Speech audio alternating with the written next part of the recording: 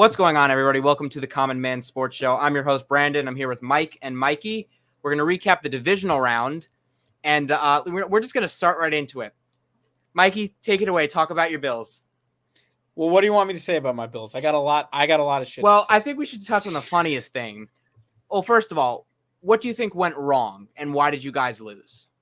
What do I think went wrong? We played the Patrick Mahomes Chiefs. That's what went wrong. I mean, you can point to a million reasons, but at the end of the day, the Chiefs are just a better team than the Bills, and they've now proven beyond reasonable doubt in 3 postseasons that they are. One of those, the win was kind of fluky, and then they 13 seconds, and then they proved this game that they're just better. And it was fluky that it was fluky, if that makes any sense. Okay, look, I'm not going to point to wide right 2 as the reason.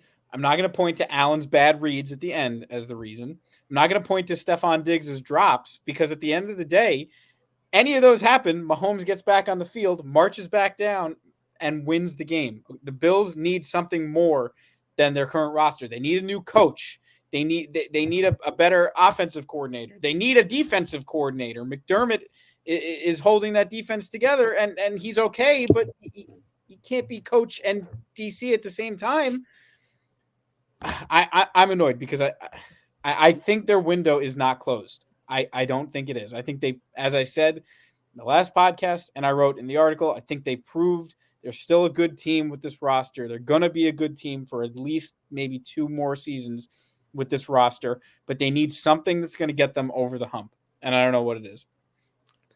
So, do you blame Tyler Bass at all? I mean, like, yes, but no.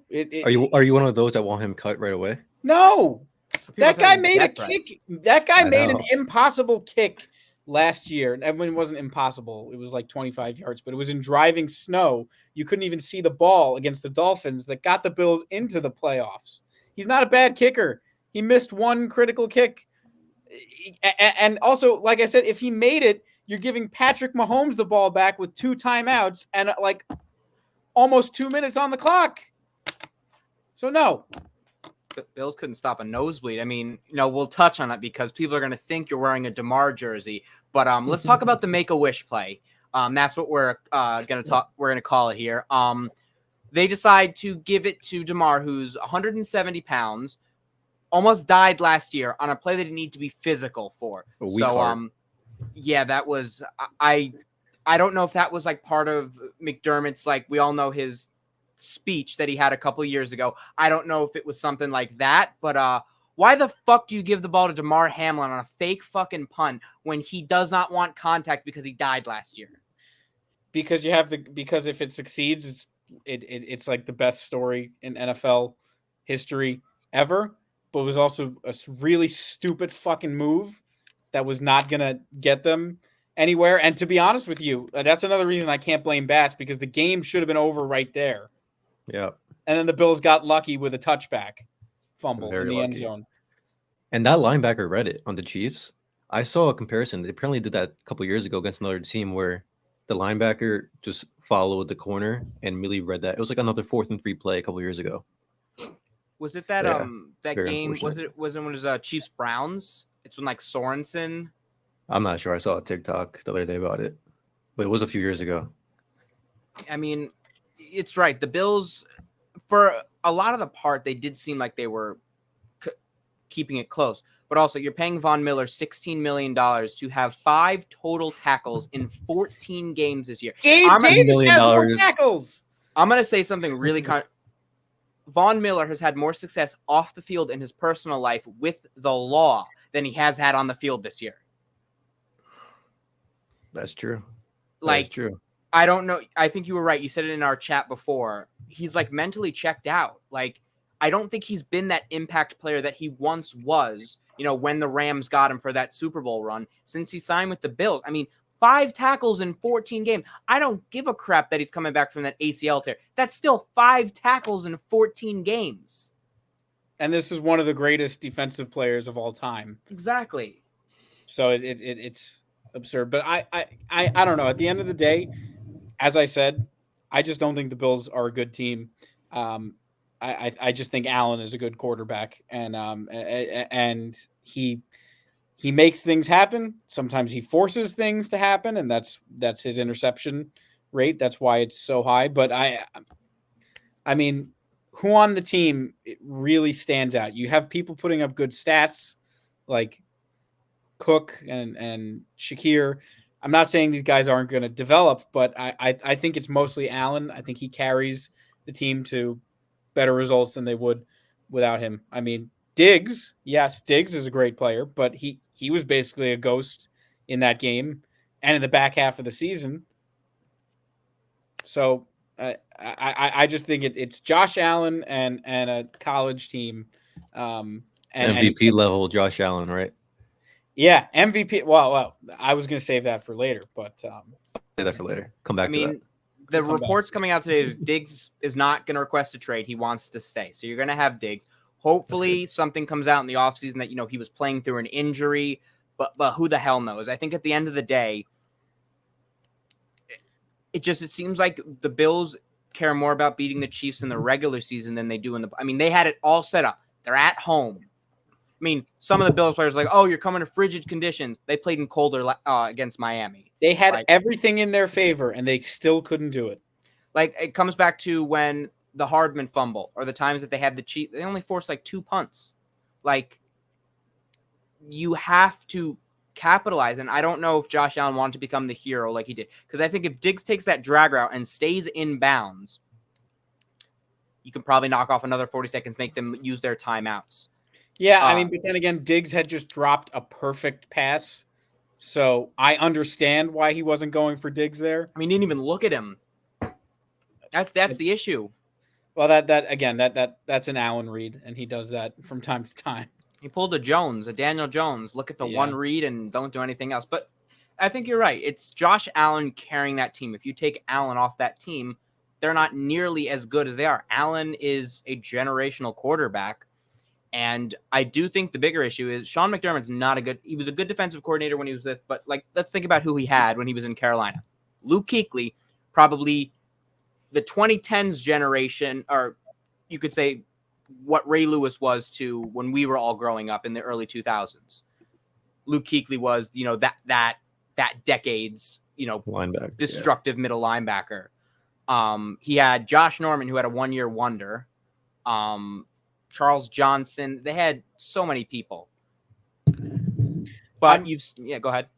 No, I respect what McDermott did with this organization because it had the biggest drought ever. But I also don't give him that much credit for it because everyone talks about him as being the coach that ended the drought. But the year that the drought ended was it was fluky. There's no other way. They were 9-7. They did not control their own destiny. They won because Andy Dalton and the Bengals wanted to screw the Ravens out of the playoffs. That was how the Bills got in. And then they granted, it was a great Jaguars team, but they lost 10-3 to the Jaguars. So that's just luck. That's not a great coach coming in and ending the drought. And then the next playoff run he was in was when Allen was quarterback. And obviously everyone since has been with Allen as quarterback. So I don't know how amazing of a coach McDermott is. I think he's good for the culture. I mean, the way they rallied around him after the 9/11 comments was that's crazy. He's still there too. Yeah. But I mean, look, whatever you feel, it speaks to the hold he has on the locker room, and that's a benefit. But he's not the guy to. His ceiling is clear. He can't make the decisions in the big moments that an Andy Reid or a Bill Belichick can. Would you say, because you've seen more Bills games than I have, would you say that there is a distrust between Josh Allen and his weapons? Because yesterday he was running. He just looked quickly, ran. He had 12 carries yesterday. I think it's because it's just the pressure? Well, not just that. I think they're so terrified of his turnovers that they're like, oh, he's actually a good runner, but it also makes the defense more honest. But it also seemed that the coordinator is Joe Brady, right? Yeah. It just seems like kept running the same run play over and over again. And when the Chiefs started to stop it, there was no adjustment. At least that's what I saw when it comes to the running game. Also, you also lost another touchdown because James Cook can't catch a football. He does. I don't that know if it runs in the genes. The Cook brothers and holding on to the football. Yeah. I don't know if he doesn't trust his weapons. I think he just knows their limitations, and in certain situations he's going to say, I'm not going to force this. I'm just going to run. And that was, which again speaks to what I'm saying, that it's Josh Allen and a college team. And I think Ken Dorsey, his problem was that he overcorrected running Josh to protect him, because everyone was saying in the offseason he's going to decline. It's going to be like Cam Newton or Dante Culpepper. He's going to get injured with this play style. So I think Ken Dorsey overcorrected that, and that's why the offense was so terrible under Dorsey, because Allen was trying to force it to personnel that just weren't good enough. And I think Brady said, when you can't get a read, you run, because you can run. And that's why he started running more when Brady got there. And I don't know. I don't think it's distrust. I just think it's a knowledge of their deficiencies. I also think the Bills need like a new, like, I'm going to go off on a limb here. I mean, if Saquon Barkley is not re-signed by the Giants, I feel like that would be, I mean, I have James Cook and I don't see you guys moving on for him, but I always remember when, there was some of the rumors about Barkley being traded. I'm like, if he goes to the Bills, that could be their version of Christian McCaffrey, a guy that can catch the ball, unlike James Cook. But it just seems like the Bills, I mean, I don't think Tre'Davious White would have been the difference maker.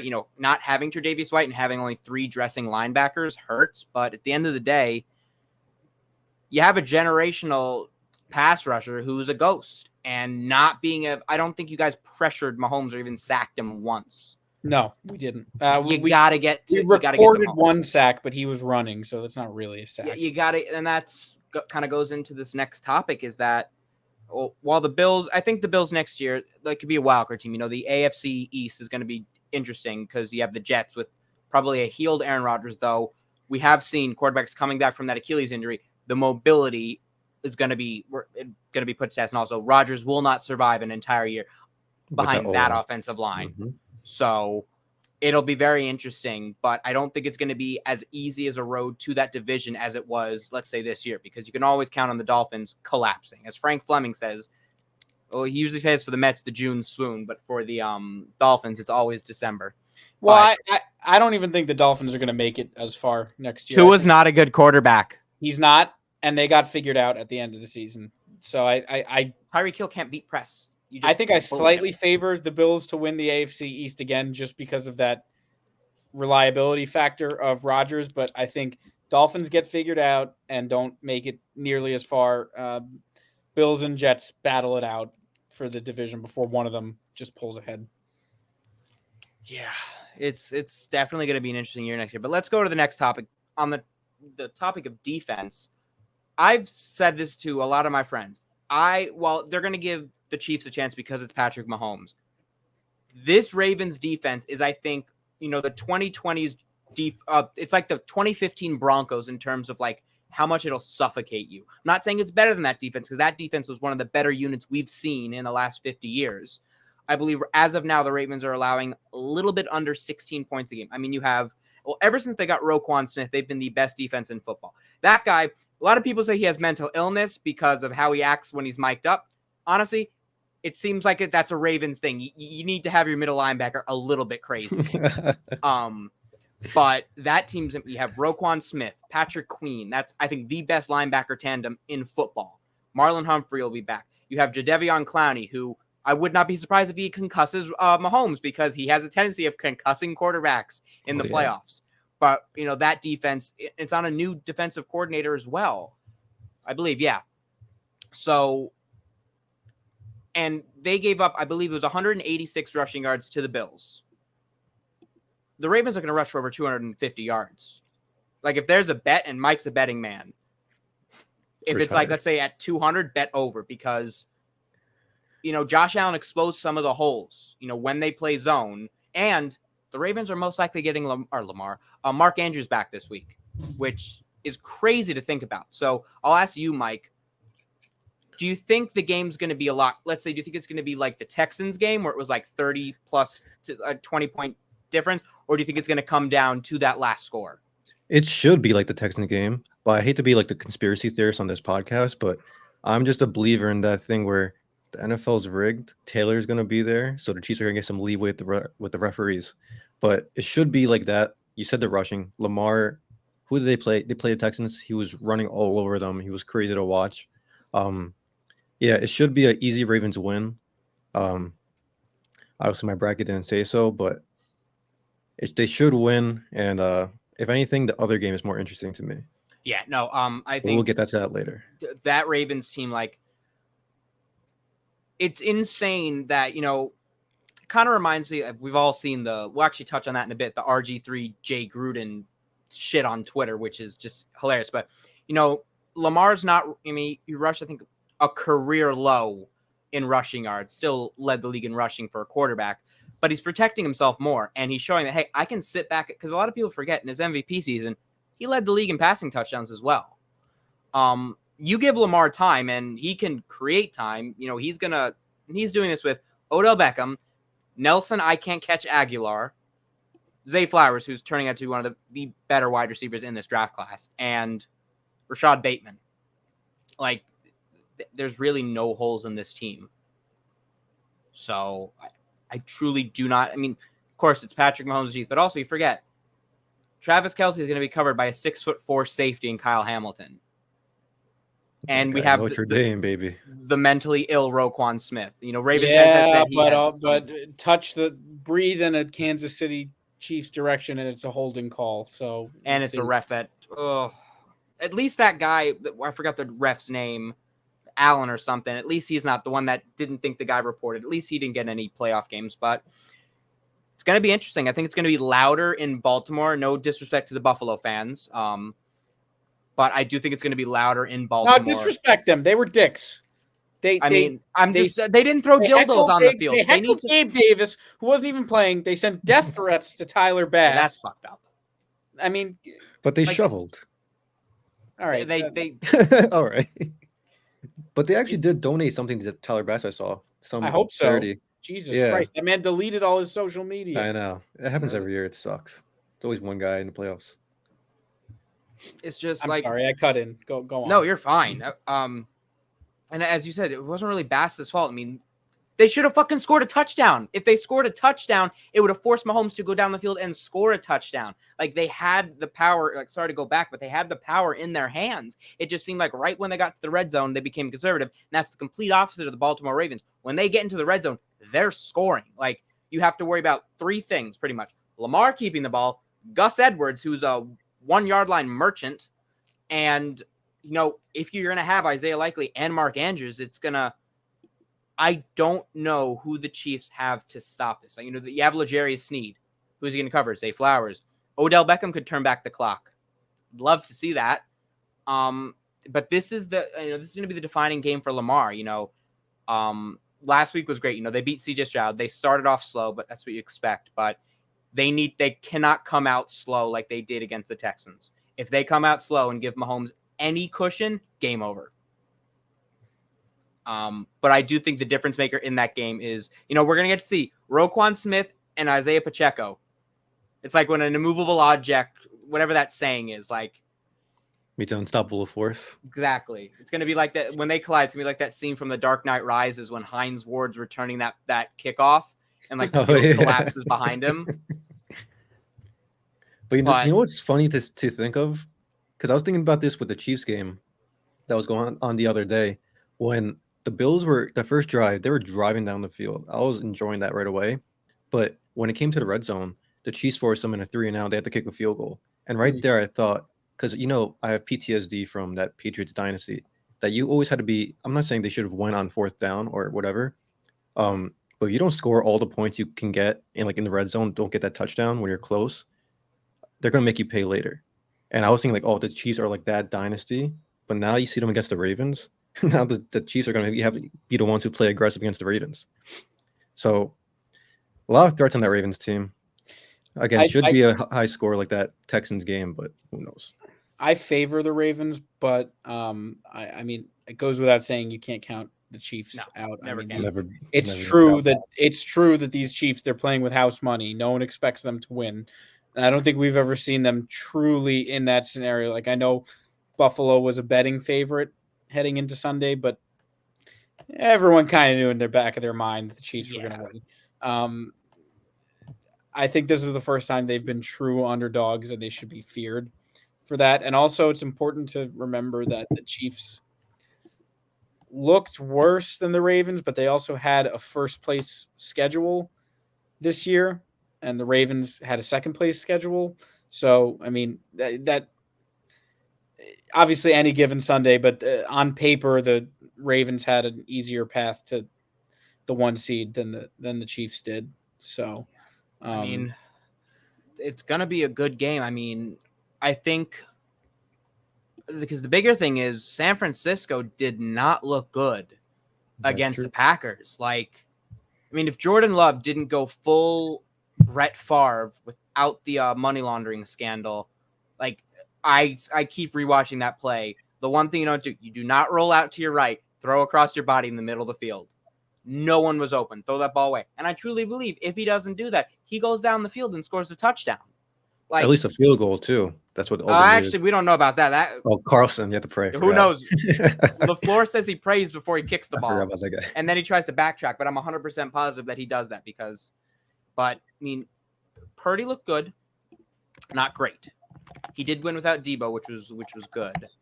But at the end of the day, they got gashed. They could not stop the run. The Lions run the ball more than any team in the NFC, I believe. So, can you stop Jahmyr Gibbs? Can you stop Montgomery? And if you can't, the Lions, I mean, the only thing with the Lions is their secondary is awful. And Shanahan's going to scheme against it. But we've seen if you get pressure on Purdy, he does fold. So I think, let me ask you, Mikey, who do you think is going to be the difference maker in that game? I don't know enough about either team. I defer. Mike, It's because the you got your AFC guy. You have your Lions beanie? Oh shit, I do. I'll wear it that day. Yeah. But the defense is what makes this game more interesting to me than the Ravens one. Is because if last week the Niners did what everyone thought they would and just dominated, I'd be like, okay, I don't even have to watch these games. I know who's gonna win. But they, like you said, crumbled when they got like Chase Young, and they solidified in trade deadline that their defense was going to be one of the best defenses in the league. That's what we all thought. Look at them now. So let's see. Niners, Purdy has to go off, and Lions need, I guess, their consistency. They need Amon-Ra St. Brown, the guys who have been doing it all year, Jahmyr Gibbs, Dave Montgomery, Laporta. They just need that consistent guys. Even Reynolds was doing good last game. Jared Goff cannot go to what he did on Thanksgiving. Yeah. So Jared Goff, Willy Wonka has to behave. for the Niners, it's just the Lions need to shut down Brock Purdy's 4 weapons. Is it CMC, IU, Kittle, and Debo if he's back? I think he is, right? I see, that's the tough one because who knows? They could be like, wild card. Oh, let's not play him. I mean, they won without him, but that's the thing is, if you stop CMC, you have a chance. Yeah. But the thing that scares me is that Lions secondary is just not that good. I mean, unless Chauncey Gardner-Johnson comes up with something to piss someone off and has a chip on his shoulder again. But Flip that Baker.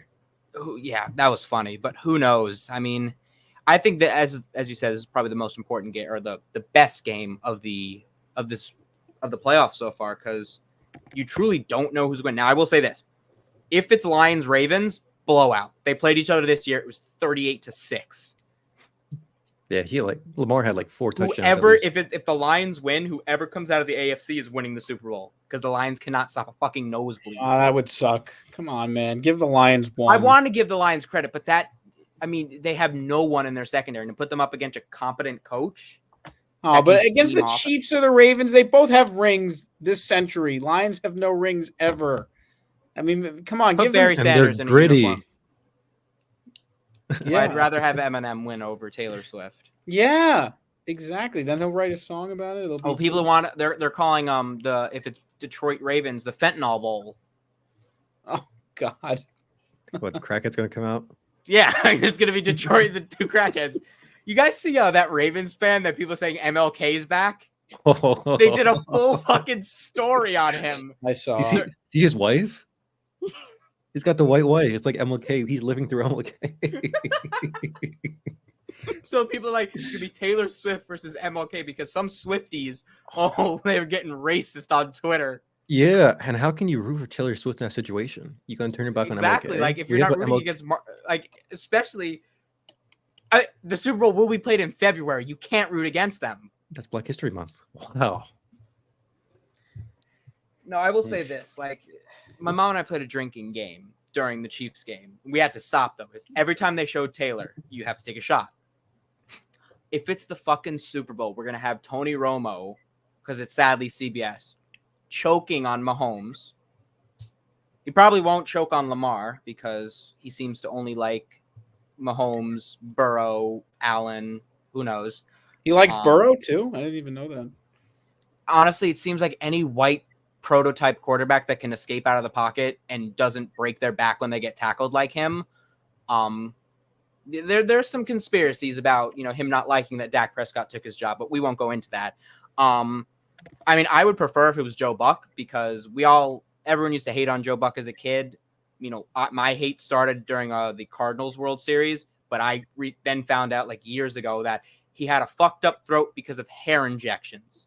Totally besides the point. I remember. But if it was Joe Buck, I mean, Joe Buck is just like, I know they do like a rotation. Even Fox was good last year, but I'm really debating watching it in Spanish because I really don't like Tony Romo. I mean, like Really? At first it was cool when he would guess all the plays, but Yeah. now he's just sucking off every quarterback. I mean, I would always like, was it Mike Tirico and Chris Collinsworth? I know everyone hates That's Chris fine Collinsworth. too. Because But at least Chris Collinsworth acknowledges that he's getting trolled on Twitter because of it. Here's a guy that He stopped the slide in though, which is the best part. Oh yeah. Yeah, to me, Joe Buck's a baseball guy. I don't know. He's boring to me on football. I can't watch Monday Night Football. I like Troy Aikman, but I don't know. Give me Chris Collinsworth glazing Mahomes every Sunday. Oh yeah. I still can't believe Chris Collinsworth was a wide receiver. Like, it just blows my mind that he was a wide receiver. But no, let's go to so there was some breaking news today. Jim Harbaugh is expected to become most likely the next coach of the the Los Angeles Chargers. I'm going to make a bold take here. He's going to last less than 4 years. Not because they do poorly, because the owner of the LA Chargers, Spanos, I still believe it's Spanos, worst fucking guy. One of the worst. Right? Cheap. I mean, they literally moved because they wanted to move. Not because, I mean, they were, even in San Diego, they were still getting good. It's a great sports place. I think at the end of the day, it's just going to become like fighting with the ownership. Now, can he transform Justin Herbert? Yes, but I do believe Jim is more of a defensive guy. I mean, he did help Alex Smith do well. You could say Kaepernick, but I believe a lot of the Kaepernick stuff was no one knew how to stop him. I think that was really when the read option was brought back into the NFL, and I just don't think people know how to stop it. Hey, is it going to be a good hire? Absolutely. Because it's not like a first-time college guy coming in to the pros, but he's gone to a Super Bowl. He's also won a national championship. It's gonna fix that defense, which desperately needs help. So let me ask you, Mike, do you think this hire can help them compete with the Chiefs? The Chargers? I don't think so. I mean, I don't know that much about Jim Harbaugh. I remember him when he was in San Francisco. I used to try to watch Michigan games. Their offense, like before Kaepernick, was very, very good. I think they need more than Harbaugh for that. Like, I know Keenan Allen's having a career year. Herbert, people are on the fence about. I still think he's pretty great. Eckler is back. And like you said, if he helps that defense, I would say they'd be way better than they are now. But at the Chiefs level, I know the Chiefs had an off year, but I wouldn't put them there yet. They got to earn something for that. I mean, you can't really say I hate hiring college coaches to the NFL because at least in this case he's been in the NFL. But and we also have the news of the Bengals losing their officer. But I mean, that team is going to be in cap hell. And the issue is, as someone said in our group chat as well, shout out to Owen, cap is something you could just pay the tax for. But at the end of the day, the Chargers owner is cheap. So I wouldn't be shocked. They're going to cut Khalil Mack. Sadly, they're going to have to restructure Bosa. I mean, they're in cap hell. Eckler should be gone because honestly, I think I can run faster than him, and that's saying something. He has regressed. It's a great signing, but I think this all but certainly means Belichick will become the coach of the Falcons, which hopefully the NFC South is. Hey, you know what? Let's talk about that. Mikey, you want Belichick to be the coach of the Bills. I want to hear the reasoning. I'm actually interested. Belichick. I always say Belichick because that's how it's spelled. So sorry. Belichick. Giant legend, by the way.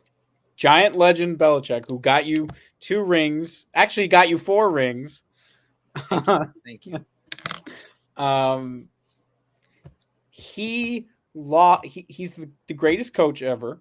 He had the greatest quarterback ever. He let the greatest quarterback ever walk and said, I have faith in my ability to do a rebuild. He totally failed that rebuild. Look, I know he's the front runner for the Falcons, and I know I don't know that much about them, but I know they've got the pieces where he could come in and do some things. But I feel like if he's got a chip on his shoulder and he's got a point to prove, he's calling the Buffalo Bills because now Rex Ryan said it, Bill Simmons said it, that you got a playoff team with a great quarterback that just needs to be able to get over the hump. And who's better than to do it than him? I mean, Rex Ryan said, I took the Bills to .500. That was as far as I could take them. Sean replaced me, McDermott. He's now routinely getting them to the divisional where they're routinely losing. So they need a guy to get them over the hump now. It's the perfect scenario for both of them, I think. I don't think the Bills are going to do it because I think Sean McDermott's turnaround in the second half of the season guaranteed his job for at least one more season. But I don't know. I think that would be how to keep the Bills' name relevant in the offseason because, well, both Bills, Belichick and Buffalo, because no one's going to go in on the Bills again this year. Oh, yeah, the Bills, they're going to make it to the playoffs and lose. They need something big to win the offseason to have anyone believe in them. And again, I think at this point in his life and his career, it's a perfect landing spot for Belichick. And he'd get to keep screwing over the Jets. And listen, the Bills own Miami. Miami owns Belichick, though, so maybe he can get some revenge on Miami too. It's good. It's a perfect landing spot. It's a literally perfect. I mean, go to Atlanta. I mean, he still needs a quarterback, so. You still got to do a rebuild, a little rebuild in Atlanta. You're not. They have the offense. They really just need a little bit more on the defense. But I guess it's like, oh, I can make the playoffs at 9-8. But like, yeah, who knows? But I'm actually kind of a spontaneous topic. So in 2 weeks, we have the NFL honors. So I'm gonna read out the finalists for the Hall of Fame, and I want to get your guys' opinion of who you think deserves to make it. Right. So we have Eric Allen, then we have Jared Allen, Willie Anderson, Jari Evans, Dwight Freeney, Antonio Gates, Rodney Harrison, Devin Hester, Torrey Holt, Andre Johnson, Julius Peppers, Fred Taylor, Reggie Wayne, Patrick Willis, and Darren Woodson. I see like at least 3 or 4 guys that should be locked this year. But I'll start with you, Mike. I'd say Patrick. I mean, I probably remember like 3 of the names you just said, but Patrick Willis stood to me. I'm not sure. Devin Hester. It's like his 3rd or 4th year on the ballot. Yeah, I'm not sure about him. Jared Allen. Antonio Gates is not bad, but I'd say Patrick Willis is an absolute lock. Yeah, I think Gates is going to make it. You know who also really needs to make it? Julius Peppers. But it's kind of crazy that Mikey, I'll ask you, Mikey, who do you think should out of that list, or the ones that you can remember? I'm looking at the list right now. To be honest with you, I don't know much of these names. I think Jared Allen It's like, should get in. which one was a Bill? I think Jared Allen should get in because he's Josh's big brother. It was great. Great I'm trying to Viking. look at who else on this name I know. I mean, Patrick Willis should make it. He retired early. Antonio Gates should make it. Julius Peppers should make it. In my opinion, those are the three that should get in. It's going to be a lot more. I can see Devin Hester. I can see 100% making it. Devin Hester, of course. I totally forgot he was on the Ravens in 2016. Who? Devin Hester. I totally forgot he was on the Ravens. Oh, was he? Yeah, I forgot to. He was returning kicks. I thought it was Jacoby Jones. I think Jones was done after like 2014. Or was it? Or no, I think it was like that playoff run and Jones had gotten hurt and they're like, oh, Devin Hester's been on the couch all year. Let's get him. I think, yeah, that's true. That was right. Andre Johnson deserves to get in just for those years he had in Houston. Mm-hmm. Yeah, that was another name I kind of recognize. Andre Johnson. Titan legend. I totally forget he was on the Titans. It's just, it seems, I mean, Eli Manning is going to make it, and we can discuss that when it actually happens. He deserves to make it. But it's going to be interesting because also we have some of the awards like, now, I've already made the case that for Offensive Rookie of the Year, it needs to be a tie. I think it should be shared like the MVP was shared with McNair and Peyton. I think Puka and CJ Stroud both deserve it. Yeah, I think that's fair.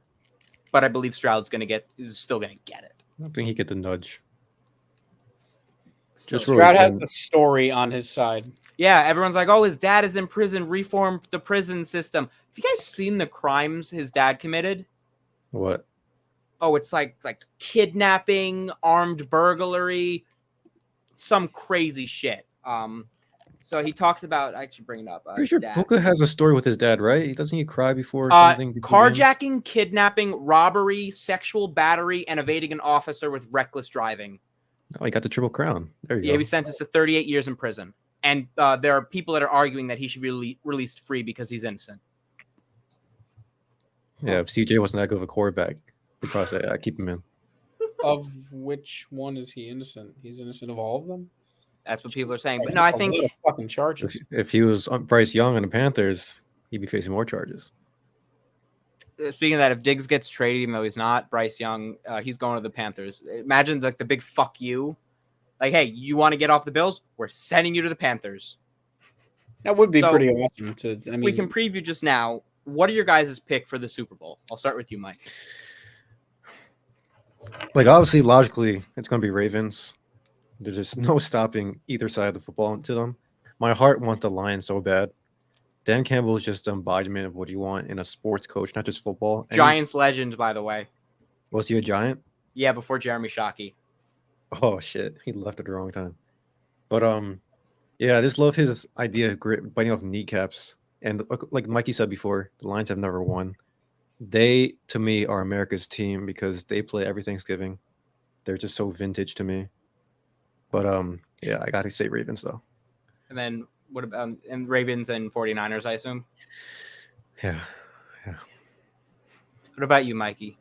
I got Ravens, Lions, and I got the Ravens winning. Obviously, everything Mike said about the Lions, I think they're a national team. Like, no one hates the Detroit Lions, and they won't unless they became the next Patriots, which is not going to happen. But I still wouldn't mind them because how can you not like Dan Campbell? Right. True. I just think it's the Ravens' year. But I also hope it's the Lions because of Dan Campbell, because it would be amazing if the Lions just suddenly went from longest playoff win drought in the NFL to winning the Super Bowl that year. That would be amazing. All that, but at the end of the day, I do think they're going to pull off a miracle against the 49ers, and their luck's going to run out in the Super Bowl against the Ravens. I'm actually going to agree with you because the only reason the 49ers beat the Packers is because the Packers against the 49ers are just cursed in the postseason. Yeah. They're just cursed. And I think the bigger issue now, is it most likely going to be Ravens 49ers? Yeah. But I think out of all the games, the Lions have the best chance of an upset because of their running game. and the 49ers couldn't stop Aaron Jones, and A.J. Dillon wasn't playing. He was too busy playing Farming Simulator. But I wanted to be Ravens. I wanted to be the Fentanyl Bowl. Now, I think we all know if the Ravens make it, they're going to send MLK to the game, which is great. Put him in a suite, pan to him every time instead of Taylor. Dude, Baltimore's going to go on fire. Win or lose. It's probably already on fire right now. Right? It's like an every Tuesday thing. I just think now, I actually have a tough question now. If Lamar Jackson wins the Super Bowl and a Super Bowl MVP, can you call him a Hall of Famer already? Yeah. Yeah, he's going to be He's going to be regular MVP too. So 2-time MVP, 1-time Super Bowl MVP. I mean, people are saying Mahomes is that, and he's 2-time MVP. That is true. I don't know. I think Lamar just so hit it on my radar. I think this really is coming out partying to me. Is anyone saying Mahomes is not a Hall of Famer already? Next, I would say Mahomes is. Broncos, Chargers, Raider fans. Well, they don't count. Yeah. I believe if he wins, I mean, even his second MVP is putting him right there. Like, I think his second MVP makes him pretty much a lock. But, like, a Super Bowl MVP makes him, because in my opinion, what puts Eli Manning over, if Eli doesn't have those 2 Super Bowl wins, he's not a Hall of Famer. It's those 2 Super Bowl MVPs that put him over the threshold. It seems Super Bowl MVPs are really valuable. Now, if Lamar comes off of an MVP season, when they also said, oh, he only won his first MVP because he rushed the ball. But he's like, no, I can actually, throw in a brand new style of offense. Just look, when you give him weapons. Now, imagine they get a Mike Evans somehow. How much more dynamic the team. But no, I think if he wins, they win it all. Even if he's not Super Bowl MVP, Lamar Jackson will be a first ballot Hall of Famer. Which is crazy to say. I think circumstances get considered with the Hall of Fame. Like, I got to be honest. I think Phil Rivers is going to go to the Hall of Fame, and he never even got MVP. As far as I know, he never even got All Pro. But like I said, I think stats, just literally just stats. Well, yeah, stats and again circumstances get. Where was he when he put up those stats? Probably focused on the other side of that. I think Lamar is going to get in pretty easily. I mean, Phillip Rivers was more focused on having a full offensive unit of kids at this point, and he now just added one on defense. What? Phillip Rivers, they had another kid, so now they have, it's like the family's like 12 or 13, so now have 2 on fucking defense now. So it's like a full, group of 11 on offense, and they have fucking 2 on defense. It reminds me of Antonio Cromartie. He has like Antonio Cromartie has 14 kids with 13 different women. 3 of them came after a fucking vasectomy. Jesus. You can make Rivers Cromartie teams. Offense, defense. That instead of the black versus like the African American versus white people ball, we'll just have Phillip Rivers kids versus Antonio Cromartie's kids. I'd pay to see that instead of the flag football shit we're getting at the damn Pro Bowl. All right, but that'll pretty much do it for us. We'll have a show recapping the awards before the honors, but go Ravens and go Lions because we want the Fentanyl Bowl. Yeah, right, just Mike? you wait because I'm going to pop off about Josh Allen MVP that episode. Oh my God! I got the numbers. He's got the numbers.